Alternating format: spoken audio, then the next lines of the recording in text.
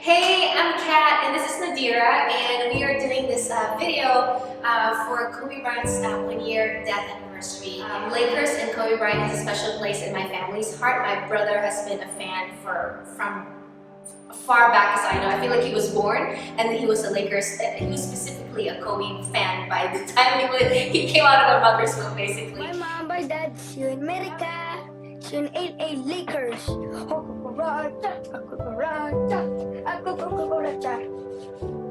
And so this is a tribute to Kobe Bryant and Gigi, and also just kind of like a gift to my brother because I know how much he loves Kobe Bryant. And my brother's birthday gift that he asks for every single time it's his birthday is let's go to the Staples Center and watch the Lakers.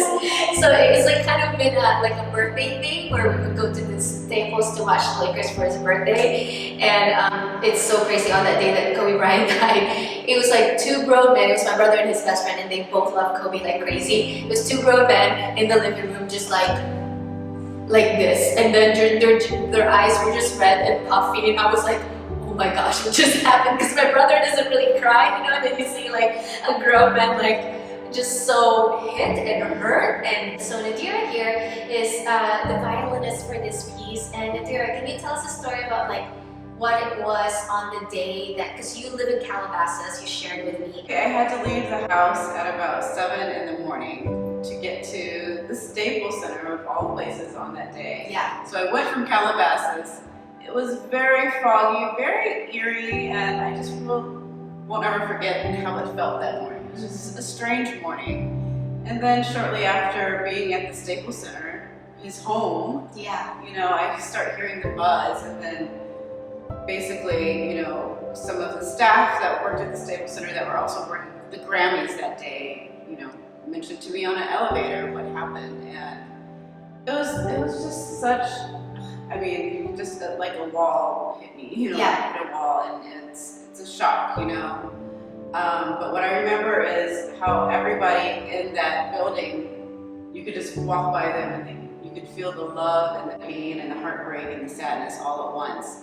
And these are people that worked with him and that saw him all throughout these years at that building. So I'll never forget that. And then now I live in the area, so there's really not a day that goes by being in that area and seeing those hills that I don't think about it. It's like you drive by those hills, it's your backyard basically. You can't not think about it. I learned a lot of stuff about Kobe, especially the one last thing in the montage where it's like people kept telling him like, dude, you gotta have a man because you gotta have a boy because it takes a man to make a boy, and he was like, nah man, it takes a king to raise a princess. I thought that was so beautiful. Yeah. Like it was just like, because he's such a girl dad, you know, and it's just like how he just was like, I'm gonna raise princesses. You know, it's amazing. So why Moonlight Sonata? Well, Moonlight Sonata apparently is the one classical piece of music that Kobe Bryant learned on the piano for his wife Vanessa, because it's one of Vanessa's favorite songs apparently. And so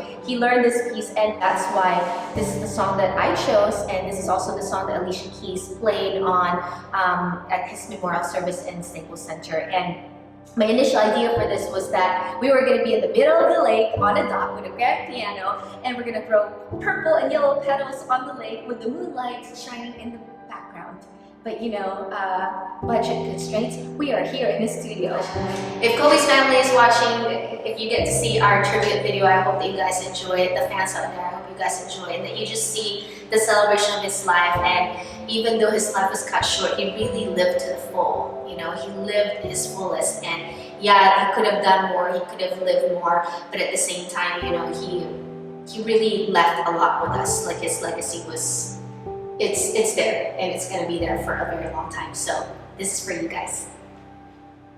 And if you want more piano content that is inspiring, that's beautifully shot and done, I do my best to give you the best videos, piano videos every single week, and I hope you guys enjoy it. If you love my content, go ahead and stick around, subscribe to my channel, like and comment. Maybe you can tell me what piece you want me to play next, or what piece of music you want me to make a video on next. So make sure you comment, and I hope to see you